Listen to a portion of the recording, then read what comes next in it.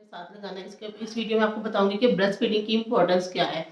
Breast feeding की importance ये है कि देखिए, जब आप अपनी बेबी को फीड करवा रही हैं, आपकी एक्स्ट्रा 500 कैलोरीज बर्न हो रही हैं, तो in fact at the end overall आपकी बॉडी शेप में ही आ रही है। कभी भी आपकी बॉडी जो है वो डी शेप नहीं हो रही है, आपकी शेप खराब नहीं हो रही है।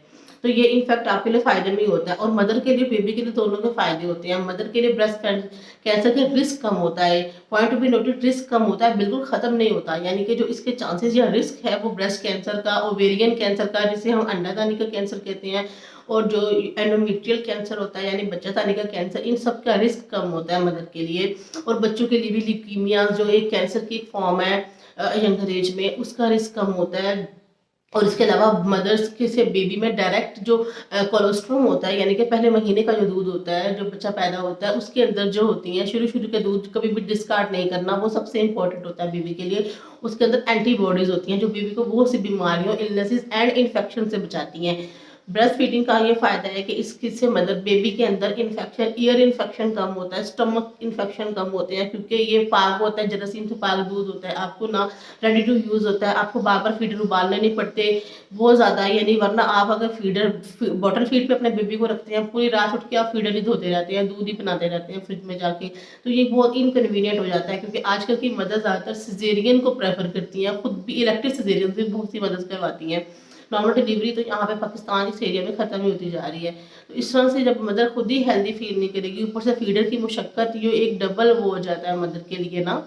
तो जब आप अपना बेबी को खुद फीड नहीं करवाएंगे, आपका बॉन्ड कैसे बिल्डअप होगा? आपकी एक हार्मोनल सिक्रीशन होगी, ऑक्सीटोसिन, आपका एक इमोशनल बॉन्ड बेबी के साथ होगा, आपकी इंजेक्शन होगी इस हार्मोन के जरिए, तो आपका बॉन्ड में मजीद अपने बेबी के साथ बिल्डअप होगा और आप साइकोलॉजिकली अच्छा फील करेंगी। पोस्टमार्टम डिप्रेशन यानी जो बच्चे की जच्ची के बाद डिप्रेशन का रिस्क होता है वो भी कम होता है इसके साथ मदर के अंदर।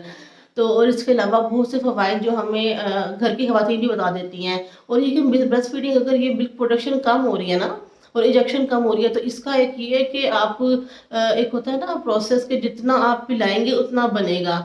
यानी सप्लाई एंड डिमांड एक टर्म हम यूज़ करते हैं, जितनी आप इसको सप्लाई उतनी ही बढ़ेगी जितना आप उसकी बेबी की डिमांड को पूरा करेंगे। यानी जितनी डिमांड होगी उतनी सप्लाई होगी, तो आपने जितना बेबी को फीड करवाएंगे उतनी प्रोडक्शन ज़्यादा होगी। खासतौर पर जो चीले का स्टार्ट का जो पहले के 40 दिन होते हैं, इसमें तो ज़्यादा जितना आप बेबी को फीड करवाएंगे उतनी ही मिल्क प्रोडक्शन ज़्यादा होगी, और फिर यही जो आपका बना होगा स्टेमिना बाद में चलेगा। और इसके अलावा क्या फ़वाइद होते हैं कि ब्रेस्ट फीडिंग की वजह से बच्चों में एक तो बीमारियों के चांसेस कम हो जाते हैं, इन्फेक्शंस के, पेट के infections, year infections, antibodies direct transmit होती हैं, इमोशनल बॉन्ड बिल्डअप होता है, और कैंसर के चांसेस कम होते हैं। मदर और बेबी दोनों में रिस्क कम होता है, ये बात ज़हन नशीन कर लें, रिस्क कम होता है, बिल्कुल से ख़त्म नहीं किया जा सकता। और मदर की बॉडी भी फिगर अप होती है, उसका फिगर ठीक होता है, ख़राब नहीं होता है। और इसके अलावा आपकी जो फीडर की मुशक्क़त है उससे आप बच जाते हैं, बार बार आपको उठ के फीडर उबालना नहीं पड़ता है। तो इसका ये सारे बेनिफिट्स हैं। और सबसे इम्पोर्टेंट, ये चीप है, कॉस्टली नहीं है, क्योंकि आजकल के फार्मूला मिल्क इतने महंगे आते हैं कि वो हर एक के लिए अफोर्ड करना आसान भी नहीं होता है। तो इसके रेडी टू यूज़ है, तो ये हमेशा आप इसको ब्रेस्ट फीडिंग को ही इंकरेज करें। अगर आपका सिजेरियन भी हुआ है, नॉर्मल डिलीवरी भी हुई है, या हर तरह से आपके लिए कन्वीनियंट है। बहुत शुक्रिया।